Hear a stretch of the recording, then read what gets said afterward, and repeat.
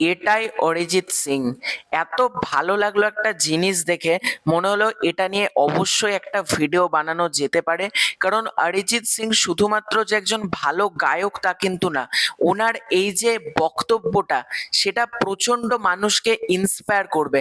আর অরিজিৎ সিং এর মতন মানুষ যখন এটা বলছেন, তখন প্রচুর মানুষ কিন্তু ছাত্রদের পাশে এসে দাঁড়াবে।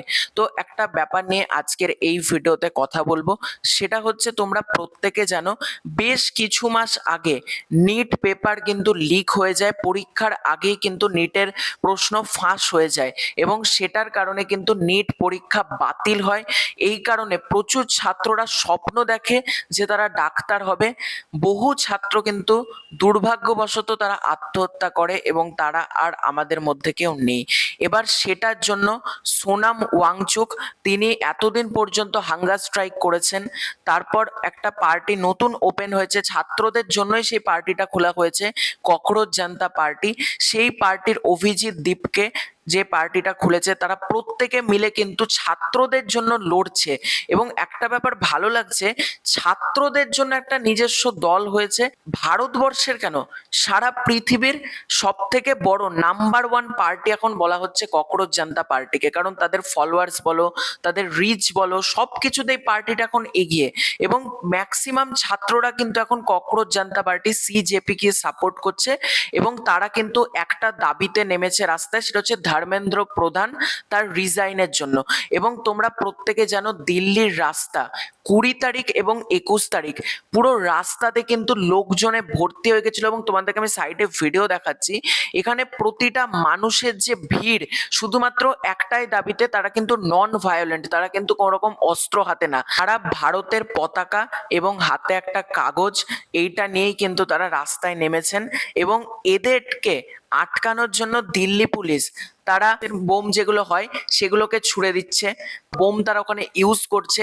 তারপর আরো যেটা ব্যাপার সেটা হচ্ছে নিরীহ মানুষের উপর দিল্লি পুলিশ লাঠিচার্জ করছে। কিছু বলার নেই, যে ছবিগুলো আমাদের সামনে আসছে মানে প্রচন্ড মর্মান্তিক। একটা সাধারণ মানুষ যদি রাস্তা পাস করে, তারা হয়তো আন্দোলনে যায়নি, তাকেও যা পারছে মারছে। এবং প্রতিটা ছাত্রকে দিল্লি পুলিশ, মানে একটা সময় ছিল ব্রিটিশদের বিরুদ্ধে যখন কেউ কথা বলতো, ব্রিটিশরা প্রচন্ড পরিমাণে তাকে মারতো।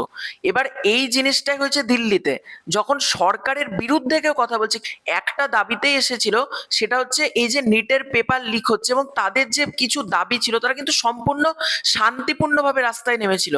এবং সেই দাবিটাকে আটকানোর জন্য দিল্লি পুলিশ যাচ্ছে তাই কাজকর্ম করেছে, সেটা তোমরা প্রত্যেকে জানো। এখানে অরিজিৎ সিং সবার থেকে আলাদা।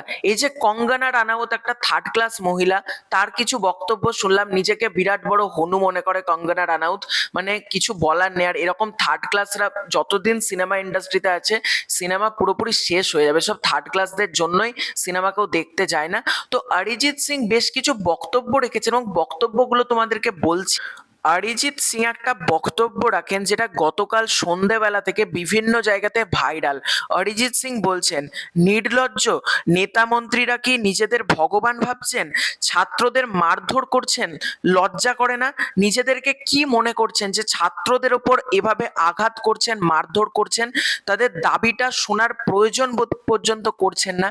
সত্যি কথা বলতে আজকে দেখছি যত স্পাইনলেস মেরুদণ্ডহীন মানুষ পাচ্ছি, যার মধ্যে আমির খান রয়েছে, যার মধ্যে কঙ্গনা রানাউত রয়েছে, কিন্তু ভালো লাগছে অরিজিৎ সিং এর মতন মানুষ, তারা প্রোটেস্ট করছে। অরিজিৎ সিং হচ্ছে আমাদের মুর্শিদাবাদের গর্ব। এবং সে যখন মানে ওয়ার্ল্ডের সব থেকে বড় গায়ক বললেও কিন্তু কম বলা হবে অরিজিৎ সিংকে। এবং তার এই বক্তব্যটা সত্যি অনেককে ইন্সপায়ার করবে। এবং সমাজ মাধ্যম যে সিস্টেমটা আছে না, সিস্টেমকে নাড়িয়ে দেওয়ার মতন তিনি কথা বলছেন, যে নেতা মন্ত্রী পুলিশ তারা নিজেদেরকে ভগবান ভাবছে, তাদের মধ্যে এতটাই অহংকার বোধ চলে এসেছে যে তারা ছাত্রদের উপর আঘাত করতে দুবার ভাবছে না।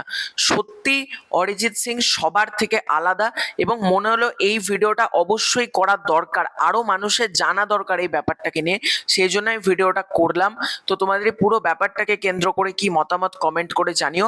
খুব শীঘ্রই দেখা হচ্ছে নতুন কোনো ভিডিওতে। চ্যানেলে প্রথমবার হয়ে থাকলে সাবস্ক্রাইব করে দাও। Bye bye.